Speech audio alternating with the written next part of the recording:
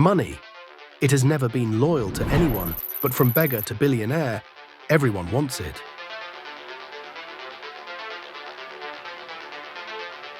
It's not just paper, it's an addiction. Money turned hunters into blacksmiths, blacksmiths into merchants, and merchants into kings. It was money that forced people who once lived in forests to build the tallest cities in the world. But where did this power come from? It's all this legal. Absolutely. When was it created, and what really is money? Money, a piece of paper with no value on its own, yet it defines the value of everything else. We work for it, we fight for it, we even die for it. And still, it never stays with anyone.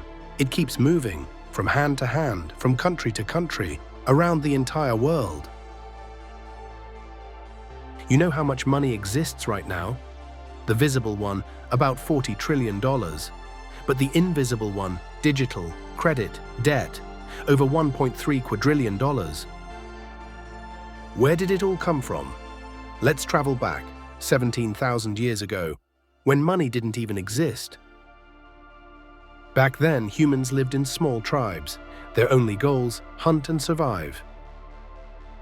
But hunger came every day, while prey did not. So tribes started exchanging what they had. If you give me meat, I'll give you tools. That's how barter was born. Barter changed everything. Enemies became traders, and trade made civilization possible.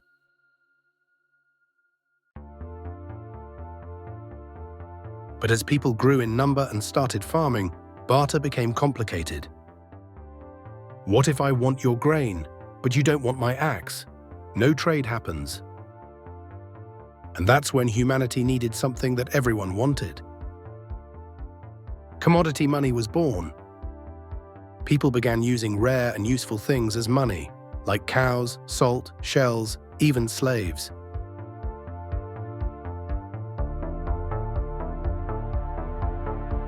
In the Yap Islands, people used massive stone discs called rye stones, some weighing 5 tons.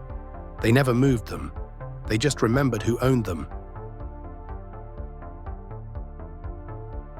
But commodities had problems too. Their value wasn't fixed, and they spoiled or decayed. So humans searched for something that wouldn't rot, something beautiful, durable, and rare. Gold, silver, metals. Around 2,600 years ago, metal coins were born in Lydia, modern Turkey. The first coin in history, the Lydian stater, was made from gold and silver. Coins made trade faster, and soon every king minted coins with his own face or symbol on them, a mark of power. But more coins meant more weight. Ships full of coins became slow and risky. Robbery became common. And so humanity looked for something lighter. Paper money.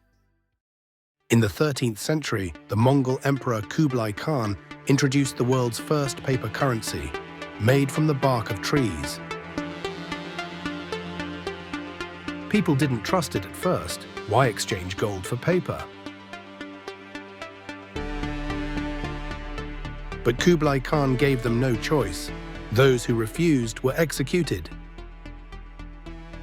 These early banknotes were called IOUs, I owe you. Each paper promised gold in return. But people soon realized, why go back to gold at all? Just trade the paper. And that's when banks were born. Banks began issuing more IOUs than gold they had. They printed money, and inflation began. People lost trust, banks collapsed, and chaos spread. To fix it, in 1816, Britain introduced the gold standard. Money would only be printed if backed by real gold. It worked for a while. Other nations followed. The US adopted it in 1900.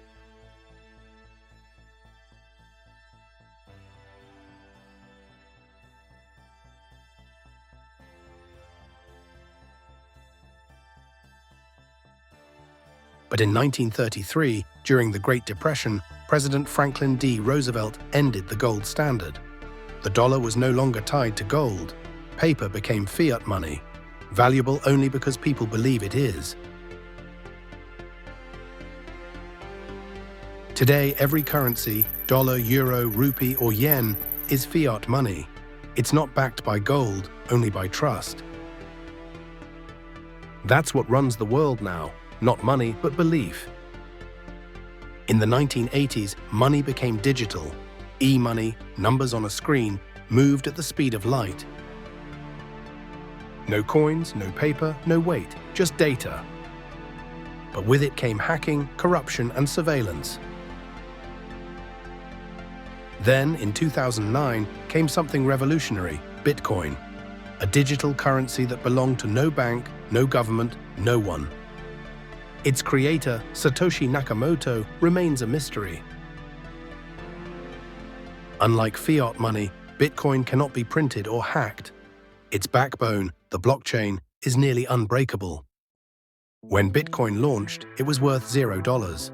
In 2011, just $1. By 2025, over $100,000.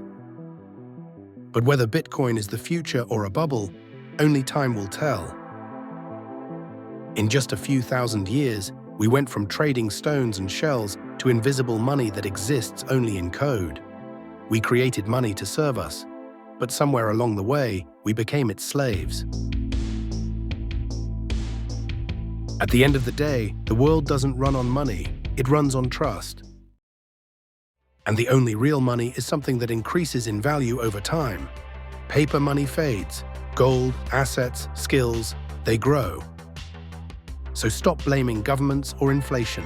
Start learning, because the more you learn, the more you earn. Money runs the world, but understanding money can set you free.